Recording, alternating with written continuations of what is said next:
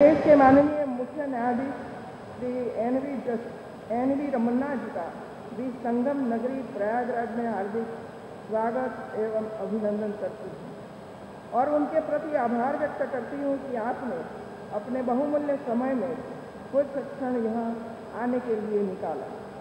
उत्तर प्रदेश के प्रयागराज जनपद को प्राचीन काल से ही ज्ञान नगरी के रूप में जाना जाता है। यह गंगा, यमुना और सरस्वती के पावन तट पर ज्ञान और बुद्धि प्राप्त करने की कामना की जाती है। यह सुखद आश्चर्य है कि इस नगर की सड़कों पर भी किताबें मिलती हैं। शायद ही ऐसी कोई गली होगी जहाँ की सड़कें किताबों से भरी न मिले। यह इस ज्ञान नगरी की विशेषता रही है। यहाँ तक कानूनी शिक्षा का संबंध है तो यह सामाजिक न्याय को बढ़ावा देने में महत्वपूर्ण भूमिका निभाता है।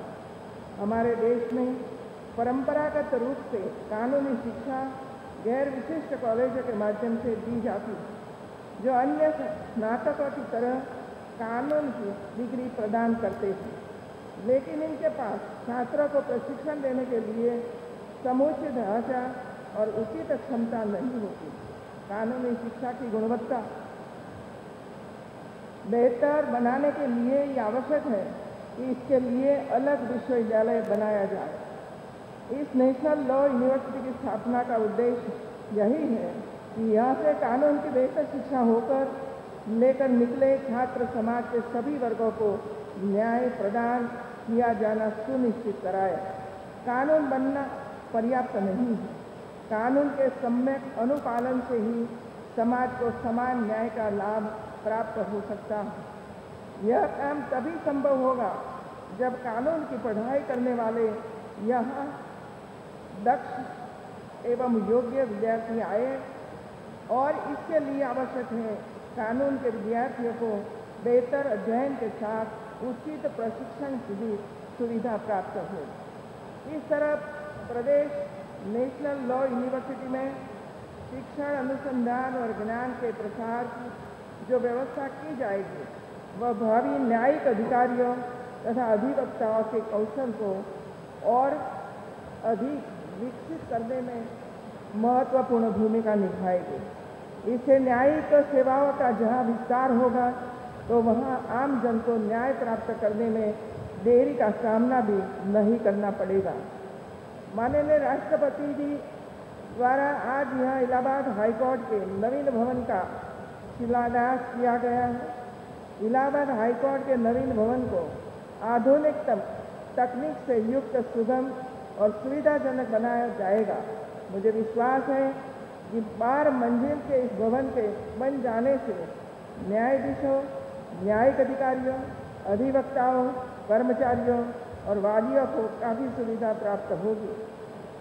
वैसे इलाहाबाद उच्च न्यायालय के इस प्राचीन भवन से न्यायिक प्रशासन का 150 वर्षों का इतिहास जुड़ा हुआ है, लेकिन आज भी बढ़ती आबादी और बदलते न्यायिक स्वरूप को दृष्टिगत रखते हुए बहुत लंबे समय से नए भवन की आवश्यकता महसूस की जा रही थी, जिसका सपना आज पूरा हो रहा है।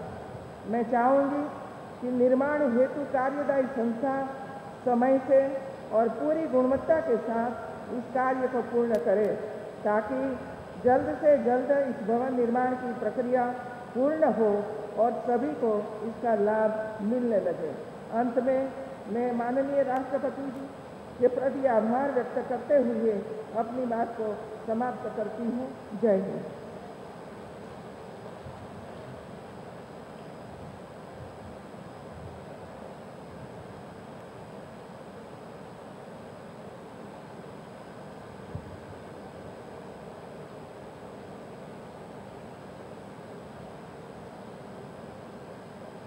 माननीय राज्यपाल महोदया को समारोह सभा को अपने वचनों से अनुग्रहित करने के लिए हम सादर धन्यवाद ज्ञापित करते हैं।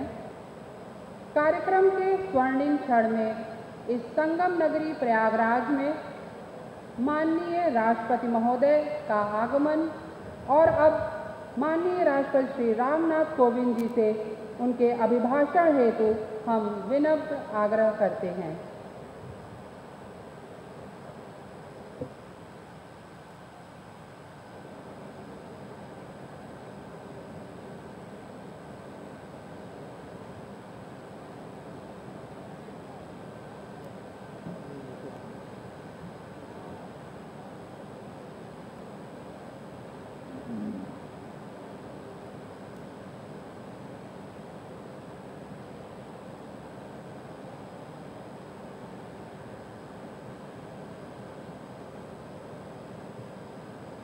इलाहाबाद हाई कोर्ट के ऐतिहासिक परिसर में आयोजित इस समारोह में प्रमुख रूप से उपस्थित राज्यपाल श्रीमती आनंदीबेन पटेल जी, भारत के मुख्य न्यायाधीश श्री NV रमणा जी, मुख्यमंत्री श्री योगी आदित्यनाथ जी, केंद्रीय विधि मंत्री श्री किरण रिजिजू जी, उच्चतम न्यायालय के न्यायाधीशगण justice Vineet Saran ji, justice Dinesh Maheshwari ji, justice Krishna Murari ji, justice Vikramnath ji, Allahabad उच्च न्यायालय के मुख्य न्यायाधीश एवं अन्य न्यायाधीशगण, Allahabad high court bar association के अध्यक्ष श्री अमरेंद्र नाथ सिंह जी, उपस्थित अधिवक्तागण तथा अधिकारीगण, गणमान्य अतिथियों, देवी और सज्जनों, उत्तर प्रदेश राष्ट्रीय विधि विश्वविद्यालय प्रयागराज एवं इस परिसर में विभिन्न सुविधाओं से युक्त एडवोकेट्स का चैम्बर, पार्किंग स्थल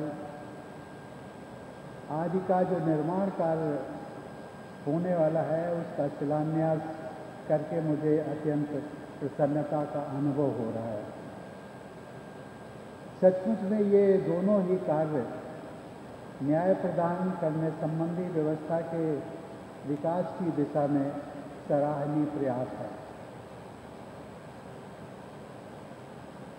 हम सब लोग जानते हैं कि विधि, शिक्षण और न्याय प्रणाली में व्यापक सुधारों के लिए भारत की न्यायपालिका तथा केंद्र और राज्य सरकारों द्वारा मिलकर निरंतर प्रयास किए जा रहे हैं। इन प्रयासों के लिए केंद्र और राज्यों के स्तर पर विधायिका, कार्यपालिका और न्यायपालिका की ओर से योगदान करने वाले सभी लोग प्रशंसा के पात्र हैं। देवी और सज्जनों, इतिहास की दृष्टि से इलाहाबाद हाई कोर्ट भारत में स्थापित किया गया चौथा हाई कोर्ट है। महत्व की दृष्टि से यह हाई कोर्ट देश की सबसे बड़ी आबादी वाले राज्य में न्याय प्रदान करने की जिम्मेदारी निभाता है। न्यायाधीशों की संख्या की दृष्टि से यह देश का सबसे बड़ा हाई कोर्ट है। परंतु इन सभी तथ्यों से एक बात और भी महत्वपूर्ण है कि इलाहाबाद हाई कोर्ट की वह परंपरा जिसमें महामना मदन मोहन मालवीय, मोतीलाल नेहरू, सर तेज बहादुर सप्रू, राजर्षि पुरुषोत्तम दास टंडन और कैलाशनाथ काटजू जैसे प्रखर व राष्ट्रप्रेमी अधिवक्ताओं ने इसी परिसर से भारतीय इतिहास के अनेक गौरवशाली अध्याय लिखे। इस हाई कोर्ट के बार और बेंच के प्रबुद्ध सदस्यों ने समाज और देश को वैचारिक नेतृत्व भी प्रदान किया। इसी उच्च न्यायालय में सन 1921 में भारत की पहली महिला वकील सुश्री कोर्नेलिया सोराब जी को इनरोल करने का ऐतिहासिक निर्णय लिया गया। वह महिला सशक्तिकरण की दिशा में इलाहाबाद उच्च न्यायालय का भविष्योन्मुखी निर्णय था। पिछले महीने ही हम सब लोग जानते हैं कि न्यायपालिका में महिलाओं की भागीदारी का एक नया इतिहास रचा गया। मैंने उच्चतम न्यायालय में 3 महिला न्यायाधीशों सहित 9 न्यायाधीशों की नियुक्ति को स्वीकृति प्रदान की। आज उच्चतम न्यायालय में नियुक्त कुल 33 न्यायाधीशों में 4 महिला न्यायाधीशों की उपस्थिति न्यायपालिका के इतिहास में आज तक की सर्वाधिक संख्या है। इन नियुक्तियों में भविष्य में एक महिला चीफ जस्टिस ऑफ इंडिया बनने का मार्ग भी प्रशस्त हुआ। सामान्यतया महिलाओं में न्याय प्रकृति का अंश अधिकतम होता है, भले ही इसके कुछ अपवाद भी होते हों। उनमें हर किसी को न्याय देने की प्रवृत्ति, मानसिकता व संस्कार होते हैं। मायका हो, ससुराल हो, पति हो, संतान हो, कामकाजी महिलाएं सबके बीच संतुलन बनाते हुए भी अपने कार्य क्षेत्र में उत्कृष्टता के उदाहरण प्रस्तुत करती हैं। सही मायने में न्यायपूर्ण समाज की स्थापना तभी संभव होगी जब अन्य क्षेत्रों सहित देश की न्याय व्यवस्था में भी महिलाओं की भागीदारी बढ़ेगी। आज उच्चतम न्यायालय तथा उच्च न्यायालयों को मिलाकर महिला न्यायाधीशों की कुल संख्या 12% से भी कम है। यदि हम अपने संविधान के समावेशी आदर्शों को प्राप्त करना है तो न्यायपालिका में भी महिलाओं की भूमिका को बढ़ाना ही होगा। मैं आशा करता हूं कि देश के इस विशालतम उच्च न्यायालय में महिला अधिवक्ताओं, अधिकारियों और न्यायाधीशों की संख्या में वृद्धि होगी। देवियों और सज्जनों, एक अधिवक्ता के रूप में मैंने देखा है कि अधिकांश युवा व सामान्य परिवारों के अधिवक्ता, उनके सहायक तथा वादकारी न्यूनतम सुविधाओं के अभाव के कारण अनेक प्रकार की कठिनाइयों का सामना करते हैं। इस संदर्भ में इलाहाबाद हाई कोर्ट द्वारा आज जिन सुविधाओं के लिए निर्माण कार्यों का शुभारंभ किया गया है, वे यहाँ के अधिवक्ताओं तथा उनके सहायकों के साथ साथ सभी वादकारियों के लिए अत्यंत सहायक सिद्ध होंगी। यह मेरा सौभाग्य रहा है कि मुझे प्रत्यक्ष या अप्रत्यक्ष रूप से राज्य के तीनों अंगों विधायिका, कार्यपालिका और न्यायपालिका से जुड़कर कार्य करने का अवसर प्राप्त हुआ। न्याय पाने के लिए गरीब लोगों के संघर्ष को मैंने नज़दीक से देखा है। न्यायपालिका से सभी को उम्मीदें तो होती हैं, फिर भी सामान्यतया लोग न्यायालय की सहायता लेने से हिचकिचाते हैं। न्यायपालिका के प्रति लोगों के विश्वास को और अधिक बढ़ाने के लिए इस स्थिति को बदलना जरूरी है। सभी को समय से न्याय मिले, न्याय व्यवस्था कम खर्चीली हो, सामान्य आदमी की समझ में आने वाली भाषा में निर्णय देने की व्यवस्था हो और खासकर महिलाओं तथा कमजोर वर्ग के लोगों को न्यायिक प्रक्रिया में भी न्याय मिले, ये हम सबकी जिम्मेदारी है। यह संभव तभी होगा जब न्याय व्यवस्था से जुड़े सभी स्टेक होल्डर्स अपनी सोच व कार्य संस्कृति में आवश्यक बदलाव लाएंगे और संवेदनशील भी बनेंगे। देवियों और सज्जनों, विधि के समक्ष समता प्रदान करने वाले संविधान के अनुच्छेद 14 तथा जीवन और व्यक्तिगत स्वतंत्रता को सुनिश्चित करने वाले अनुच्छेद 21 के तहत सभी नागरिकों का यह मूलभूत अधिकार है कि न्याय उनकी पहुंच में हो। एक्सेस टू जस्टिस का यह मूल अधिकार सुनिश्चित कराना सरकार के सभी अंगों, विशेषकर न्यायपालिका की सफलता की कसौटी है।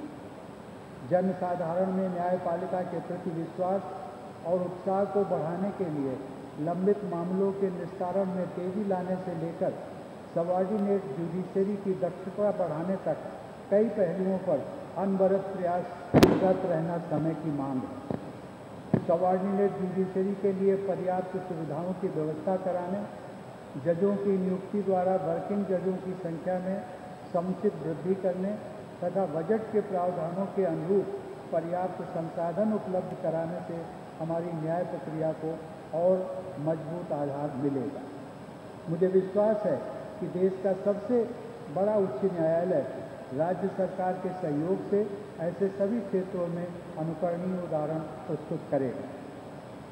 देवियों और सज्जनों, प्रयागराज प्रमुख शिक्षा के केंद्र के रूप में रही है। इलाहाबाद हाई कोर्ट की महत्वपूर्ण भूमिका तथा शिक्षा के केंद्र के रूप में प्रयागराज दिखते हुए इस विधि विश्वविद्यालय के लिए प्रयागराज ही सर्वोत्तम चुना गया। विधि विद्यालय हित जमीन उपलब्ध कराने के लिए मैं इलाहाबाद हाई कोर्ट के मुख्य न्यायाधीश तथा उनकी सराहना के मुख्यमंत्री जी के सक्रिय निर्देशन में हो रही प्रगति के लिए मैं उन्हें और टीम को धन्यवाद देता हूँ। कानून का शासन यानी रूल ऑफ लॉ व्यवस्था को सुदृढ़ बनाने के लिए गुणवत्तापूर्ण लीगल एजुकेशन का महत्वपूर्ण योगदान होता है। नॉलेज इकोनॉमी के इस युग में हमारे देश में नॉलेज सुपर पावर बनने की महत्वाकांक्षा नीति को कार्य रूप दिया जा रहा है। इसी संदर्भ में उत्तर प्रदेश राष्ट्रीय विधि विश्वविद्यालय प्रयागराज के निर्माण तथा विकास को आगे बढ़ाना चाहिए। विश्व स्तरीय विधि शिक्षा हमारे समाज और देश की प्राथमिकताओं में से एक है। राष्ट्रीय विधि विश्वविद्यालय में कक्षा 12 के बाद ही हमारे किशोर और युवा दाखिला लेते हैं, जैसा कि इंजीनियरिंग और मेडिकल संस्थानों में पहले से ही होता रहा है। ऐसे बच्चे स्कूल स्तर पर ही कानून के क्षेत्र को अपना कैरियर बनाने में उत्साहित होते हैं। ऐसे उत्साही विद्यार्थियों ने विधि जगत में अपनी अच्छी साख बनाई है, परंतु ये आवश्यक है कि विधि शिक्षण के सभी संस्थानों में गुणवत्तापूर्ण शिक्षा पर जोर दिया जाए। किसी भी संस्थान के लिए आरंभ में ही सभी पद्धतियों को सुविचारित रूप से स्थापित करना अपेक्षाकृत सरल होता है। व्यवस्था के निर्मित हो जाने के बाद उसमें सुधार करने की प्रक्रिया जटिल होती जाती है। इसलिए मैं चाहूँगा कि इस विधि विश्वविद्यालय के आरंभ से ही विश्व के सर्वश्रेष्ठ विधि विश्वविद्यालयों की पद्धतियों और प्रणालियों का अध्ययन करके श्रेष्ठतम व्यवस्थाओं को अपनाया जाए। इस विश्वविद्यालय में शुरू से ही छात्राओं और शिक्षिकाओं के समान प्रतिनिधित्व पर भी जोर दिया जाना चाहिए। आधुनिक सुविधाओं के निर्माण, विद्यार्थियों के चयन, अध्यापकों की नियुक्ति, पाठ्यक्रम के निर्धारण, पेडागॉजी की शैलियों के चयन आदि सभी आयामों में विश्व की श्रेष्ठतम पद्धतियों को कार्यान्वित करके एक विश्व स्तरीय संस्थान का निर्माण करना चाहिए। देवियों और सज्जनों, कानून को सामाजिक और आर्थिक प्रगति व बदलाव के माध्यम के रूप में देखा जाना चाहिए।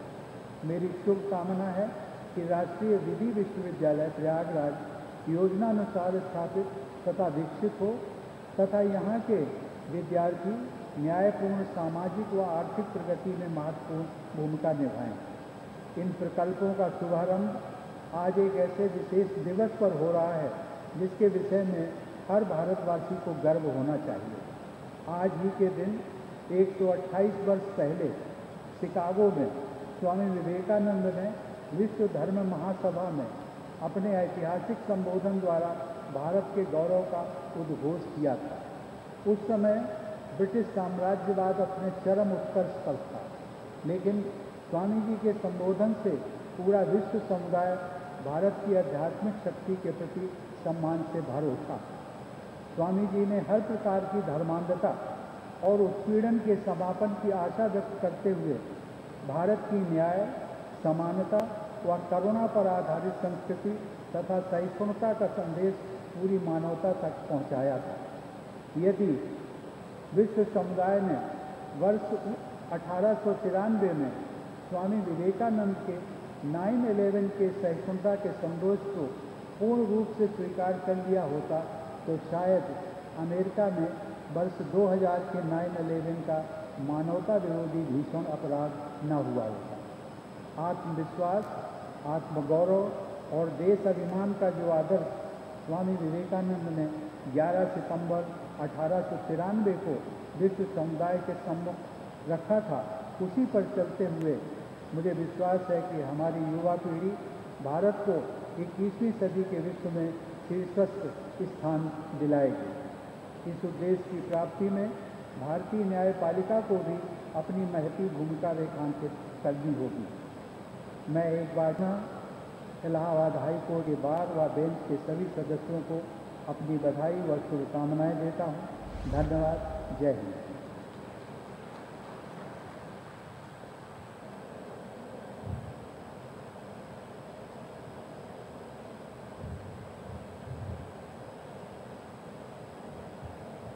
माननीय राष्ट्रपति महोदय, आपके अमूल्य शब्दों के लिए हम हृदय से आभार व्यक्त करते हैं। कार्यक्रम के समापन से पूर्व हम अपने गणमान्य मंचासीन अतिथिगण, सभागार में उपस्थित माननीय न्यायमूर्तिगण व सम्मानित अधिवक्तागण,